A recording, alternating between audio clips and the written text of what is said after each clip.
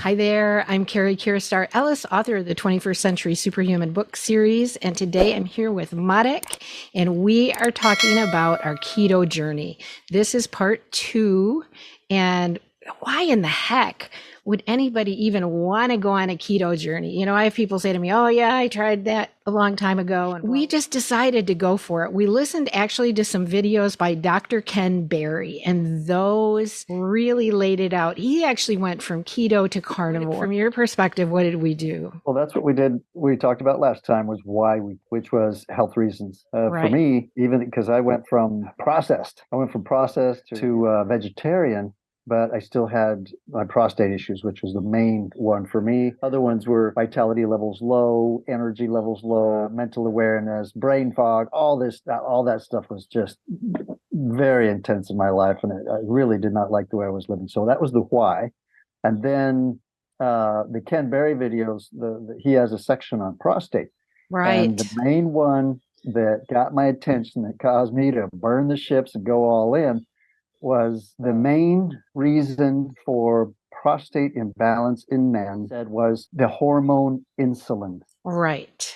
Imbalances in the hormone insulin. Right. And that by eating keto, which is taking the body into burning fats instead of the system of burning sugars, Right. which is what the regular diet is, which is all the carbohydrates, all the sugars. I was sugar addicted, so that caused me to burn the ships. I mean, he said you can get 80% improvement by going keto, 80% improvement on the prostate, and so I said, let's do it, and that's when you decided to clean out the kitchen. And that's what burning the ships is all about.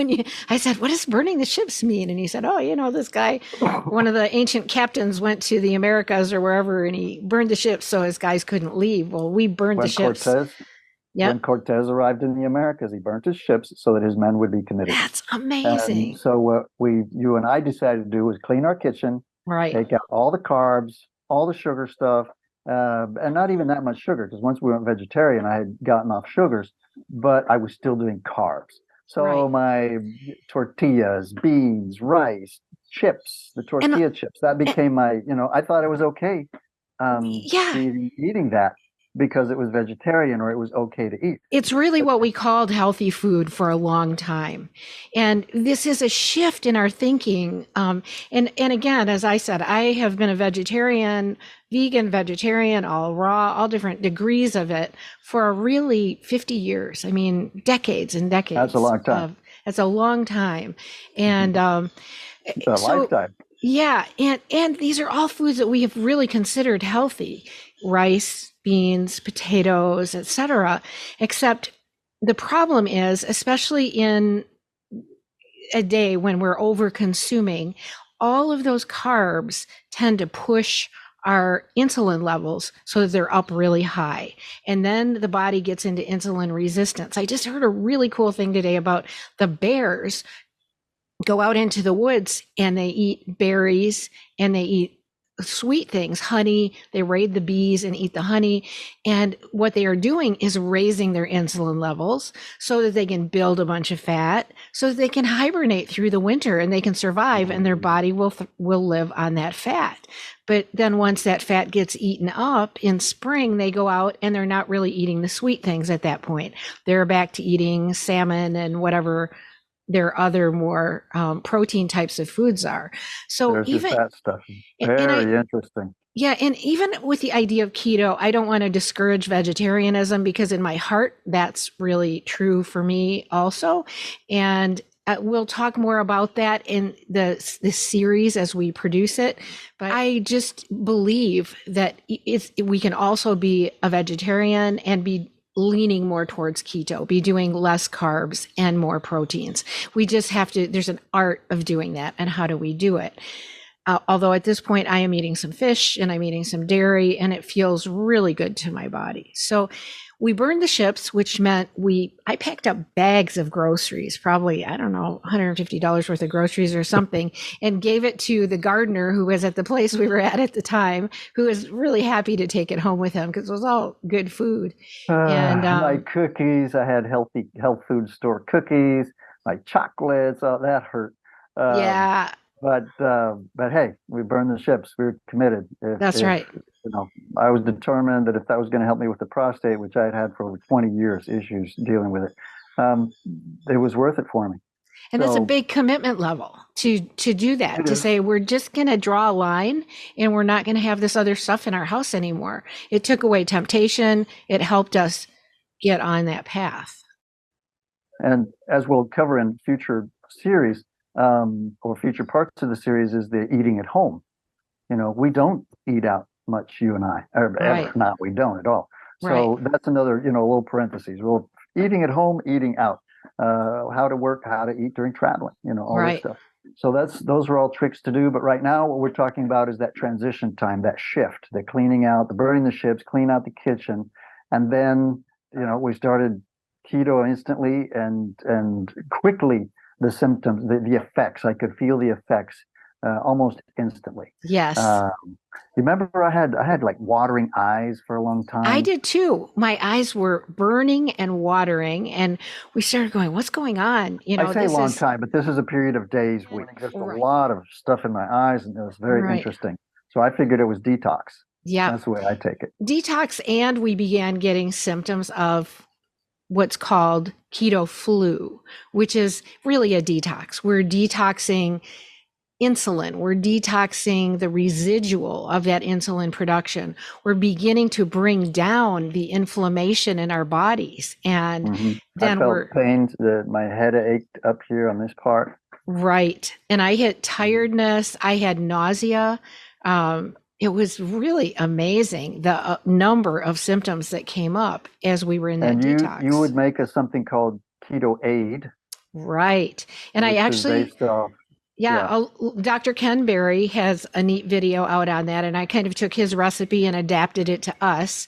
And the Ketoade is so good. I mean, I would just crave it. We could drink a liter of it at a time. And basically, it was water with a couple of teaspoons of good apple cider vinegar, a half a teaspoon of salt, of really good sea salt, a quarter Hmm. to a half a teaspoon, I like to say, because it's kind of by the amount that you really need. A quarter to a Hmm. half a teaspoon of magnesium. You could use any kind of magnesium. I actually was using Epsom salts because that was what we had. And then Right. it's nice to use a quarter to a half a teaspoon of potassium. That was so nourishing at the beginning. We'd go for our Mm, walks. We'd come back and just guzzle the whole liter. And but I found later, like, because now we're on month 6, right, and when I come in from sweaty work outside or something like that, I do less vinegar. right. I found the vinegar was really strong later, so Oh, I've noticed I've yeah, been reducing the vinegar amount in that.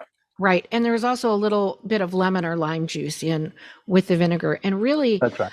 I've been drinking more water at this point, but when we were in that phase of cleansing, of Right. detoxing, the keto flu kind of time, that probably lasted Mhm. a month. And, somebody might say, oh, am I If sick? that But, long, if right. that long, Yeah. yeah. Three or I four remember weeks, it about, maybe. yeah, yes, less than a And month, 2 to it, 3 weeks is my and it guess. was, but it was a Yeah. good process and we knew what was going on. It wasn't like, oh, what is this? Am I sick? We knew we Right. had The been old, studying oh, what I'm we were getting worse. doing. This isn't working for me. Right. No, no, no, no, no. I recognize detox, especially with something different coming out of my body in a different place in a different way. Right. Clearly, that's something new that's cleaning itself out. And I'm thankful for that. I like that.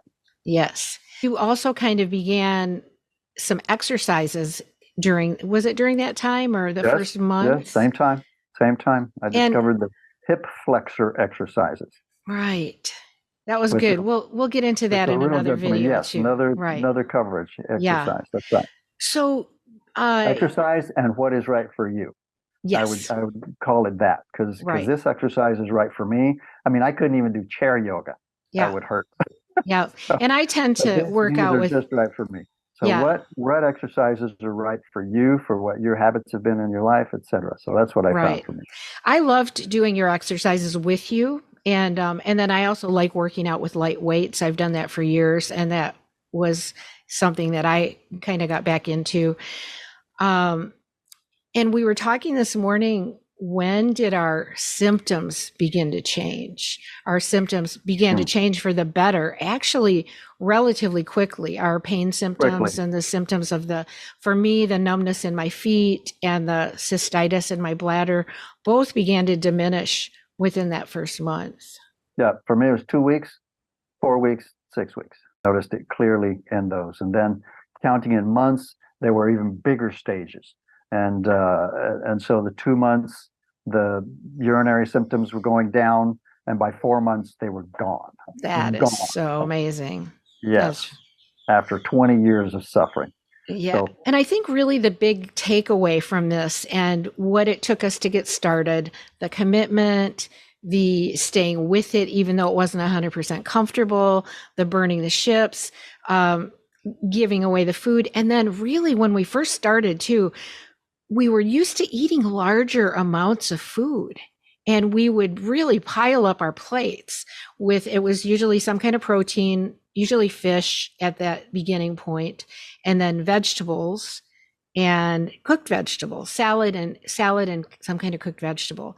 And sour cream was a topping that we used at the time, which really sour cream, and we found those aged cheeses that were so good from Spain. Yes. Oh, yeah. so and those helped us transition. Those really gave us something that was tasty and had a higher fat content, because part of keto is not just protein. It's, for us, it's protein and vegetables and fat.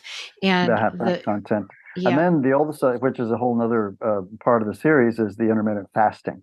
Yes, absolutely. Big part of it. So keto, intermittent fasting. Right. And we started that right away. Those two are at the top. They go together. Right. We did start the intermittent fasting right away, and it's kind of grown on us. But it's amazing how our appetites diminished. I mean, we gradually just didn't need as much food, and the protein and fat, was so sustaining. It's a natural progression with keto. Yeah, the hunger things went down. My habit of eating late at night, my stuck in the kitchen late at night, all that went away, and I found out I was going to the kitchen at night out of habit, and that changed as well. And the first night I discovered it, and I was glad that we had burnt the ships. Glad, not glad, because I couldn't find my regular munchies. And so I dabbed a spoon of coconut oil. That first night I found myself late in the kitchen. It was so satisfying that I went back telling you about it. And it was just so good. But I did realize that I would go forage late at night out of habit, not out of hunger. Right. And the keto is satisfying to the body. And so I'm not hungry later. And then I'm not hungry. And that's progressed now for longer periods of time. And I'm just not hungry. And then when I am hungry, it's time to eat. No wonder, within my window of being able to eat. That's I say being able, but it's really a natural cycle. I'm finding it more natural now. That's right.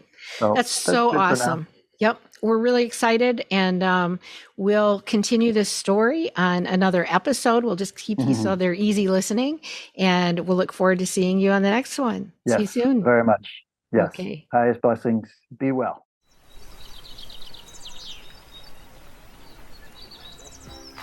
And if you're feeling kind of down and you need some inspiration to remember who you are, whoa, now, child, please don't frown. You can choose a new vibration, and these words can take you far. I am the 21st century superhuman, and I know that the answers are inside. Yeah, I am the 21st century superhuman.